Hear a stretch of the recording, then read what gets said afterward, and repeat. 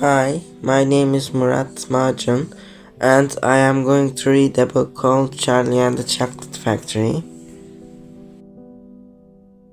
This is a story about a boy called Charlie Bucket. There were 6 people in this family, but none of them were Charlie's brother or sisters. So who were they? First, Mr. and Mrs. Bucket, Charlie's mother and father. The other 4 people were Charlie's grandparents. They were so old they stayed in a bed all day and never got up. But they didn't have much room because they slept in the same bed. Grandpa Joe and Grandma Josephine at one end, Grandpa George and Grandma Georgina at the other. Charlie's family lived in a very small house. It wasn't easy for them. They were so poor. His mother tried hard to make nice meals, but it was always cabbage or bread or potatoes or more cabbage. Charlie dreamed of eating something else. Most of all, he dreamed of chocolate. In Charlie's town, near his house, there was a chocolate factory. It was the biggest and most famous chocolate factory in the world. All day long, he could smell that most delicious chocolate smell. If I had one wish, Charlie thought, I would go inside that factory. One day, Grandpa Joe was reading the newspaper. Charlie, listen, 5 golden tickets, each in a bar of Wonka chocolate. Find one and visit the chocolate factory. The next day, Augustus found the first ticket. He was a greedy boy and nobody liked him. The next lucky child was Veruca. Her parents bought her thousands of Wonka bars. Veruca couldn't wait to open them. She just lay on the floor, kicked her legs and shouted, "Where's my golden ticket? I want my golden ticket." When at last someone found one, she was happy. 3 tickets left. Charlie hoped he would be lucky. Every year on his birthday, his family gave him a delicious bar of Wonka chocolate. Perhaps this year it would have a golden ticket inside. How happy Charlie would be. Did he find a golden ticket? What do you think? Poor Charlie. But someone else was much happier. It was Violet, who found the 3rd ticket. This girl loved chewing gum. She always had some in her mouth.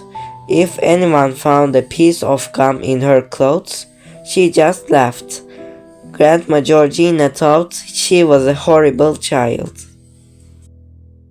Soon after Charlie's birthday, Grandma Josephine was reading the newspaper. Listen, a horrible boy called Mike has found a golden ticket. Mike was crazy about television. He watched it all the time. If anyone tried to talk to him, he would shout, "Go away, can't you see I'm watching television?" A few days later, Charlie was walking home from school. It was a very cold day. Suddenly, he saw something in the snow. It was some money. To Charlie, this meant only one thing: food. I must give it to my mom, he thought, but first, perhaps I will. The kind of food Charlie was thinking about was chocolate. In no time at all, he was inside a shop. After buying a bar of Wonka chocolate, he quickly pulled off the paper. What a delicious smell! Then Charlie saw something yellow under the chocolate. He couldn't believe his eyes. A few minutes later, Charlie arrived back home. "I found it! I found it!" he shouted. "Found what?" asked his grandparents. "A golden ticket," answered Charlie. "Hooray!" shouted Grandma Joe. "Hooray!" Then, forgetting where he was, he jumped high in the air. His soup went all over Grandma Josephine. At last the day arrived. It was a lovely sunny morning. Hundreds of people were standing outside the famous factory. They were waiting to see the children who were going inside for the day.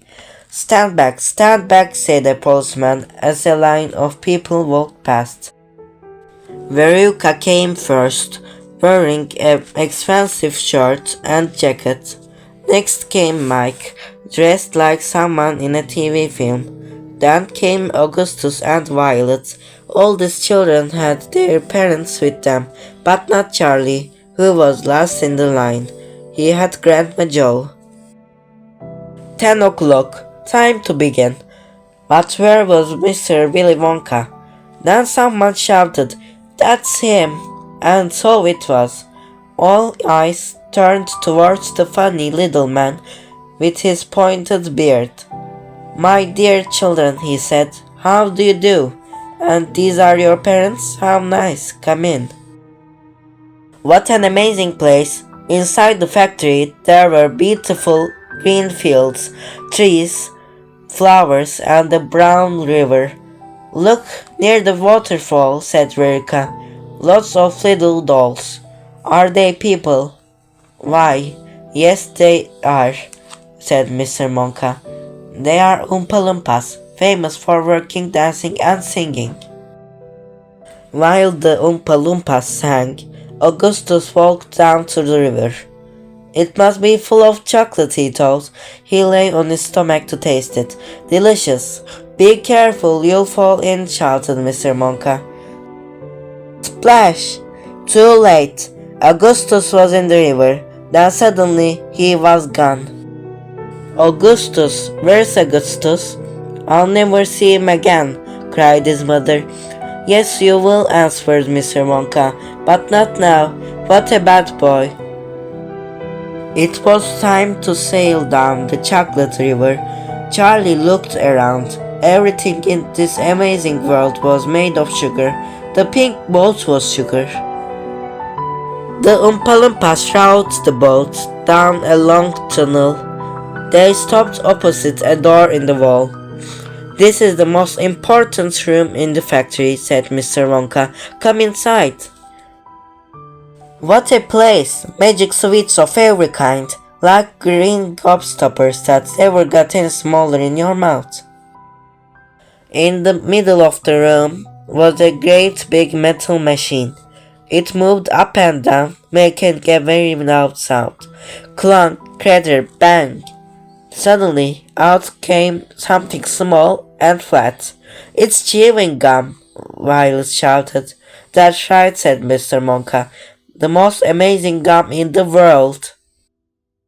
"It's magic gum, you see," said Mr. Wonka. "This piece tasted soup, meat, and blueberry pie." Violet put the gum in her mouth. "Mmm, delicious!" "Help!" cried her mother. "She's turning purple and round," said Mr. Wonka, "like a blueberry. Oompa Loompas, take her away.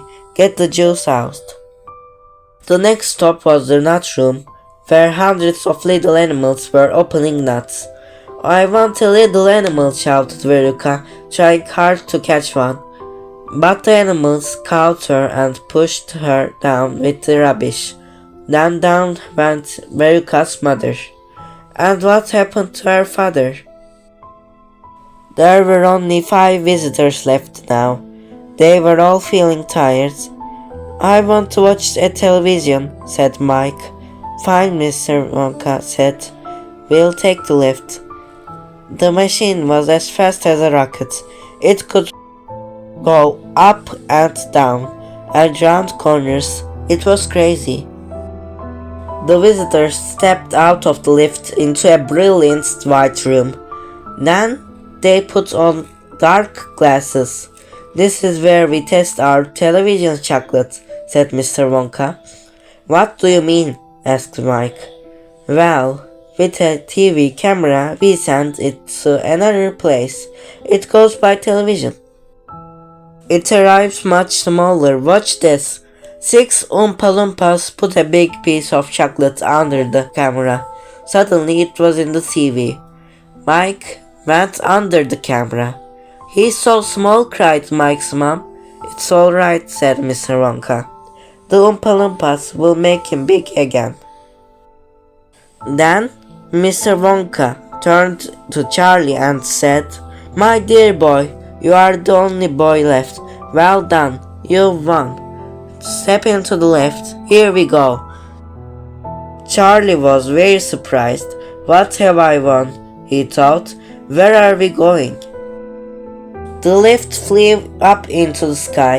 The people below looked very small. "Look," said Mr. Wonka, "the other children. Augustus at the front, Mike at the back. I'm going to give them sweets to take home.